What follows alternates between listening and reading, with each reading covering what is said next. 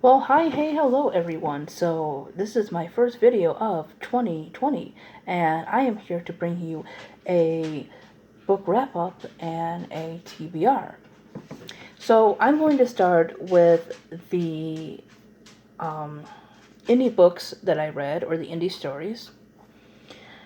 And these are from two YouTubers that I really enjoy, which are Dane Cobain from Dane Reads and Paul from Paul Reads Books.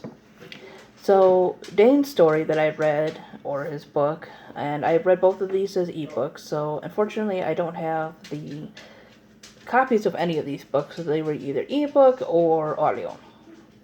So, Driven is the story about a detective and his assistant trying to solve the murder of a young actress who has been run over by a self-driving car. And the story is well written. The characters are believable. They seem very human. They didn't seem to just pull answers out of thin air. There was anger, suspicion, um, betrayal, love triangle, I guess you would say, all the good stuff. And I think Dane had mentioned that this is like a series. The detective's name, I believe, is pronounced Lightfold, and I think it's actually a part of a series that he has written or that he's writing. And I definitely would pick up more of these books because the characters were just fun, and I don't know why I don't pick up more mystery, but it's definitely worth the read. The other one was The Corpse by Samuel P.K., which is Paul Reed's books. And that is the story. This one is a short story. And it is about a man, I guess you would say, going through, what is it, an autopsy, I guess you would say? He's dead, basically. But he can feel everything that's happening to him. And he's trying to figure out why. And it gets pretty dark. And I really enjoyed it. It's, like I said, I don't read a whole lot of horror, and I don't read a whole lot of mystery, but I really enjoyed these, and I think I'm really going to start diving more into those genres. So, the next four books I want to talk about are Goosebumps books.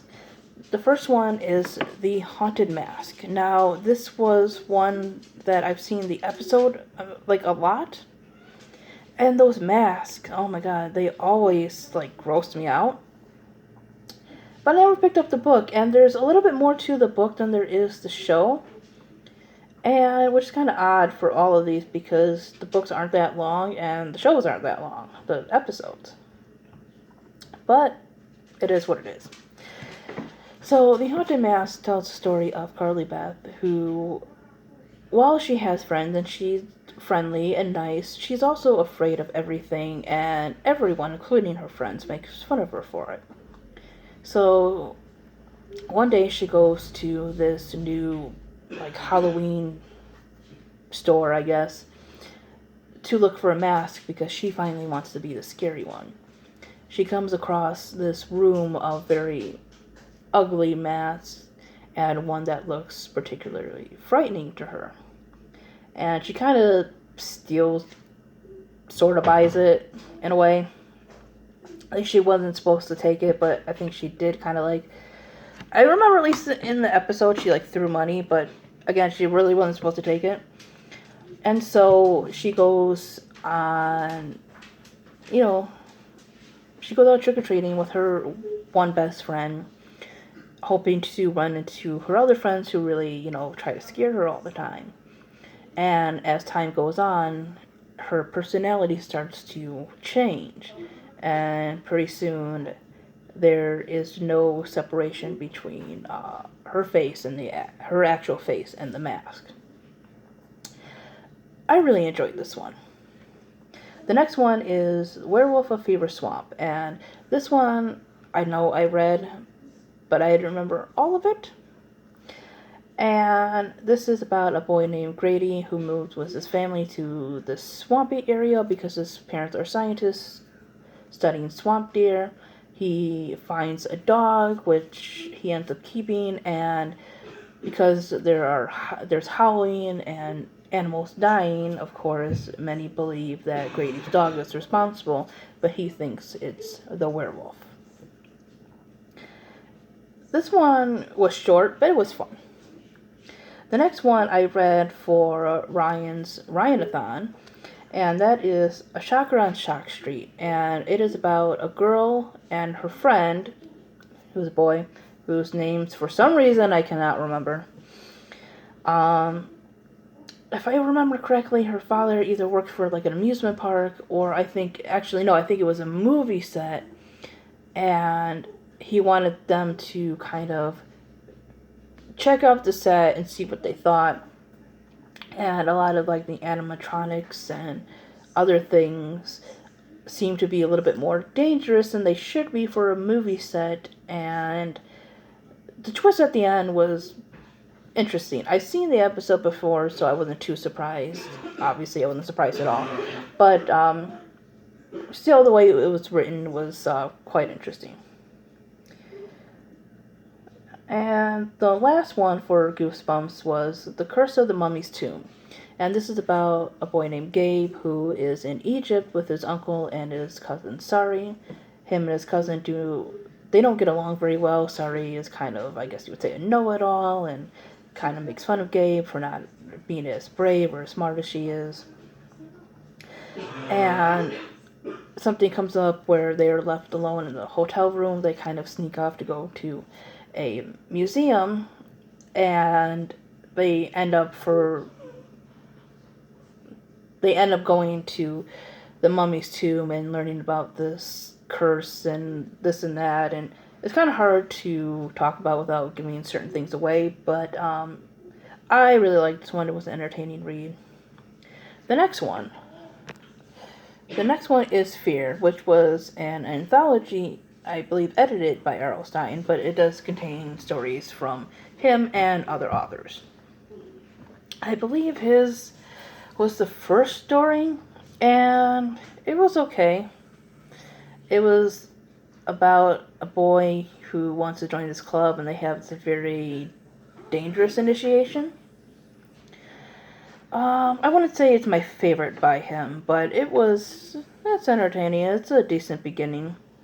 Some of my favorites were Dragonfly Eyes, which is about two girls who are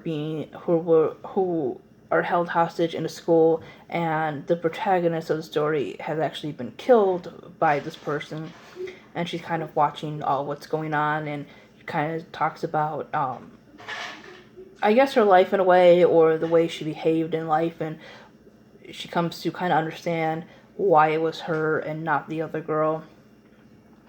There was The Perfects, which is about a girl who moves to a town and discovers the people she's babysitting for is a lot more strange than she thought they were. In fact, they are quite dangerous. And then there was one, and I can't remember the name of it. It was about these rich people who moved to another planet, basically, and the people on this planet have been disappearing. And I liked the reveal or the twist at the end of that one. That one was really interesting. I would say that all the stories are pretty much worth reading. I enjoyed all of them. But I would say those three really stuck out to me.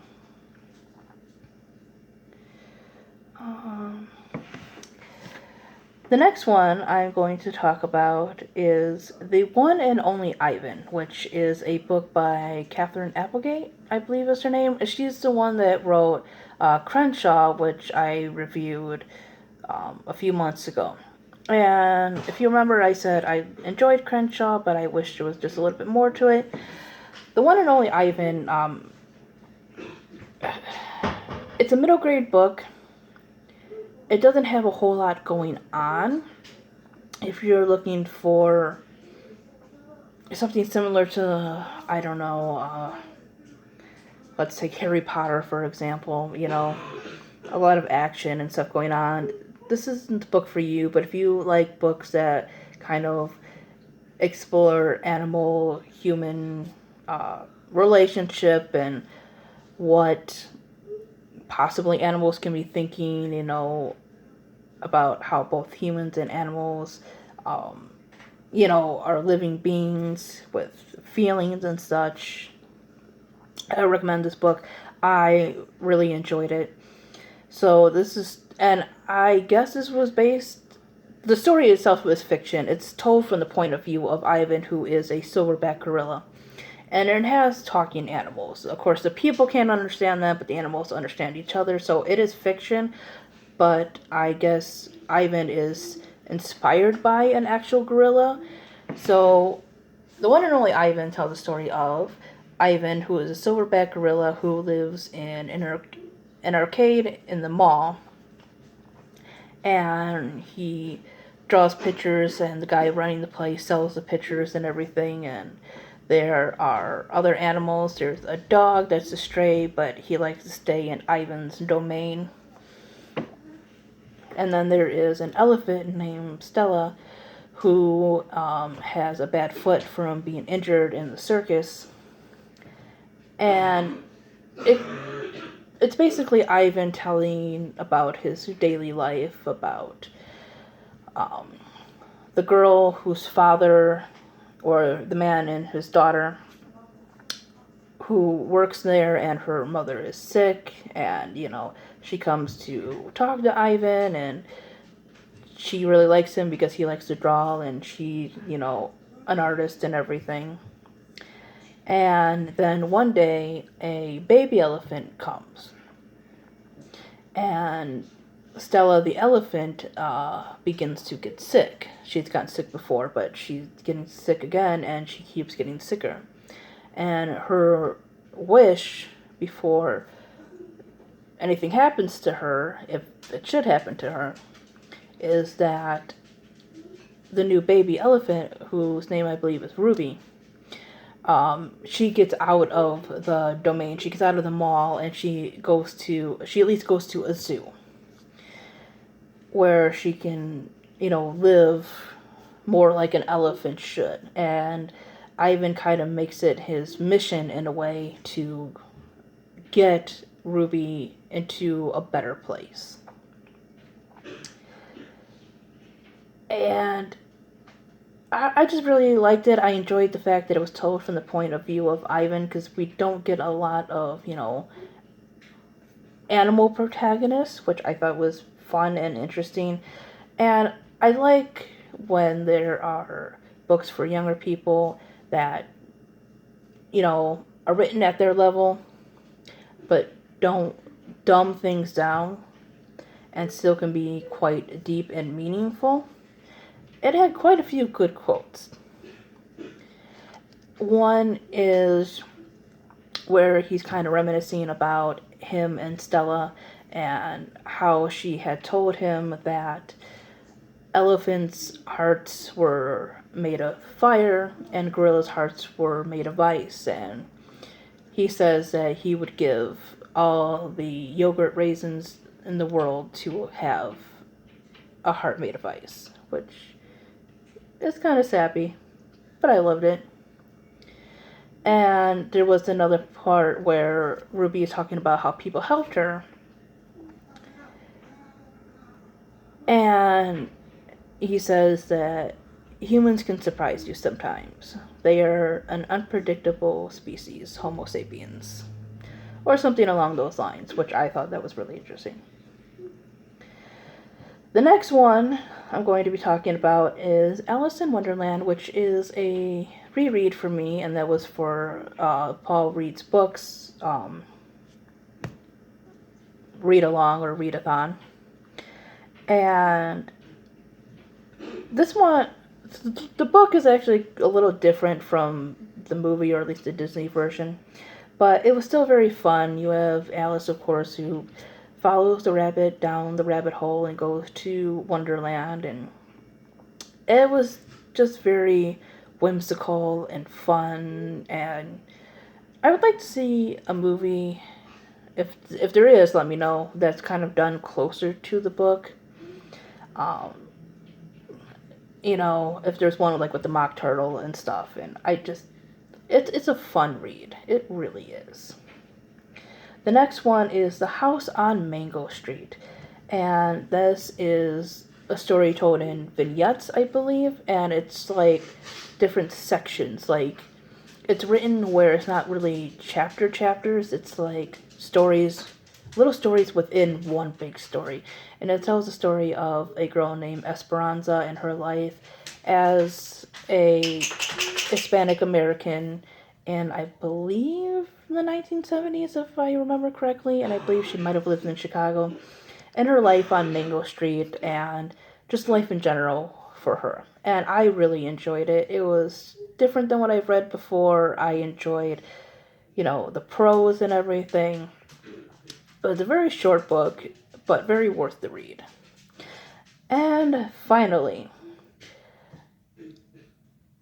a buddy read my first buddy read, and that was The Giver. The Giver is a reread for me. I reread it last year, and I reread it again. And I could reread it again. It's a beautifully written dystopian, which is kind of odd to say. But it is about a boy named Jonas who lives in a community where everything is laid out for you. Everything is chosen for you. Everything from your children to your job to your children's name, and basically even when you die. And there's no color or feeling. Really, there's no feeling. And his job is to be the receiver of memories, and he goes to a man called the Giver who transfers memories of the past, and he begins to learn what things like color and grandparents and love is, and it's just amazing. For a very short, what's considered middle grade book, it is fantastic. And I buddy read it with Todd the Librarian. Like I said, it's my first buddy read, and I'm so glad this was my first buddy read because it's one of my absolute favorite books of all time, and it's just so rereadable, and I don't know, the emotions come every time I read it. And for the books that I will be reading, I'm going to be doing another buddy read with Ryan from Bookshily Confused, and this one is The Wishing Spell by the author whose name I forgot, but it is the Land of Stories series, and I've never read anything from this author, so I'm really looking forward to this because I want to read more fantasy, and of course I love middle grade books and young adult, so I really think I'm going to like this. I'm reading The Lightning Thief because there's like this demigod readathon going on, and I guess it was supposed to start on the 25th or 29th, but I just didn't get to it, so I actually started it today. And I seen the movie a long time ago, or like when it came out, but I didn't know much about it, and apparently it's supposed to actually be bad. I thought it was entertaining, but I didn't read the book to know, so so far the book is really entertaining and grabs your attention, and it does seem quite different from the movie, even though I'm only in like only on chapter 5. The other one that I guess in a way we're buddy reading is Phantoms by Dean Koontz, which will be the first thing I've ever read by this author, because Book Lovers Corner, which is mainly ran by Paul Reed's Books, voted on a group book, and I believe this is about a girl who goes back to her hometown and discovers that everyone is gone. And then for the readathon, the first book for January, or the book for January, is to read a book that's been translated or a book where characters speak more than one language. And I will be rereading Battle Royale. I have an entire review for this one. This was before I was doing wrap-up reviews, and Battle Royale is in my top 10 favorite books ever. And I really want to reread it again, the whole thing. So that is my wrap-up review and my TBR. Thanks for watching, guys. Bye-bye.